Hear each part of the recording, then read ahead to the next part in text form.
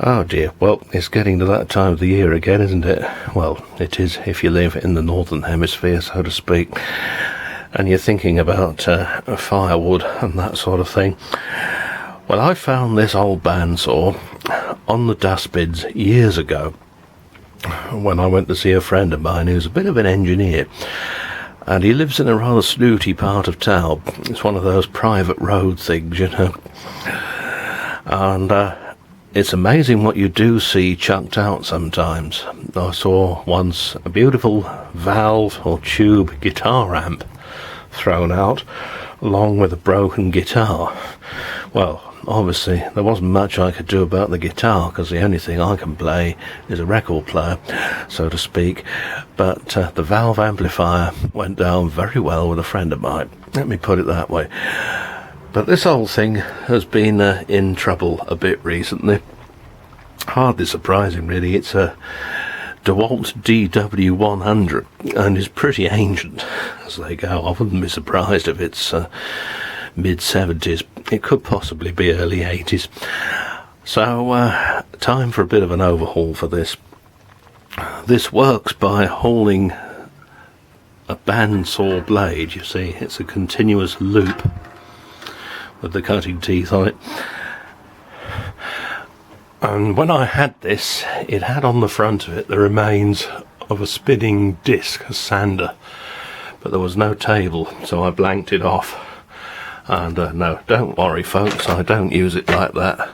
The front of it is here. Yeah, never ever, well, you could demonstrate it a bit like that, but don't use it in anger, because, you know, well, it's a saw, isn't it? Now, the blade kept jumping off and generally being a pain in the bum, so I found that the bearing in this nylon pulley was a bit whippy-woppy, so made up a brass sleeve to go in there. We bored it out on my friend's lathe and carefully inserted this brass sleeve, and that is now nice and steady the way it should be. The next thing to go, though, however, was the motor pulley, which was made out of nylon, would you believe, and it drives this tooth belt. And as these machines come, they have two speeds. I only use the higher speed because all I'm doing is sawing up wood, but there is a lower speed for metal, and the belt would go onto this groove here. And as you can see, it spins the whole thing around and around, and this rubber traction tyre here gives the traction to pull the band round. Well, it turned out that the reason for the slipping and making funny noises and so on for a few minutes was that the nylon pulley had overheated. The belt was a bit knackered. So, got another belt, but what to do about the pulley? Well, it does come off in the end after a struggle, so the only thing we could do with that one was to machine away all the knackered old nylon pulley, work out more or less before doing this the diameter that it drives at on the high speed, and then make another pulley out of Paxolin on the lathe. Paxolin's a funny old stuff. I'm not sure you can even get it now, but you used to be able to find that in heavy duty switchgear, such as those brown switchgear boards on the old trains, for example. They were made of Paxolin inside the fuse cupboards. It just so happens, of course, that I have a little bit of that. Not very much, but certainly enough to spin up a rather nice pulley. And it's a press-on fit. Allen key here holds it all in, and that's it. The other thing that they did that was rather bizarre, for heaven's sakes, make sure the belts are lined up properly as well and at the right tension, or it'll bugger itself up again. Other thing they did that was strange was to use plastic for these guides here. Now these hold the blade straight, and the old plastic ones were just all over the place. It wouldn't cut a straight line to save its life, this thing, even if you wanted it to. So I've replaced them with brass, suitably angled, top up here, and then there's couple more under here as well. As you can see, it's got a bit shitty because I've just been using it.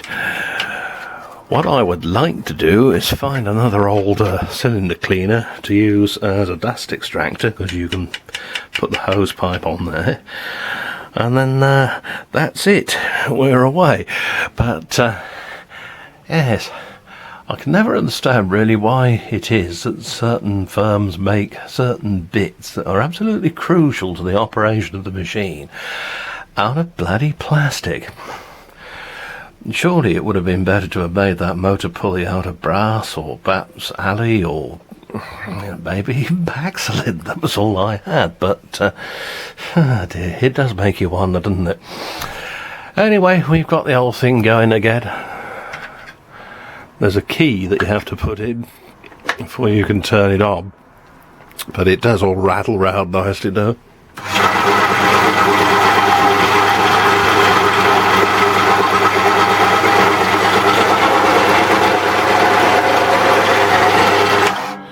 As I say, I don't want to do that for too long, as it is an electric saw after all, and the front should be firmly in position. The front clips on with these rather ingenious spring-loaded clips.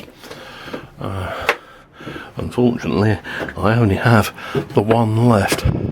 That was all there was left when I found it.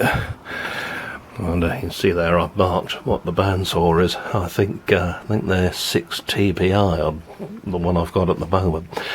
But very handy piece of kit to have. And apart from getting a few bits and pieces for it and having to make the odd thing or two, an absolutely free thing. Anyway, see you soon.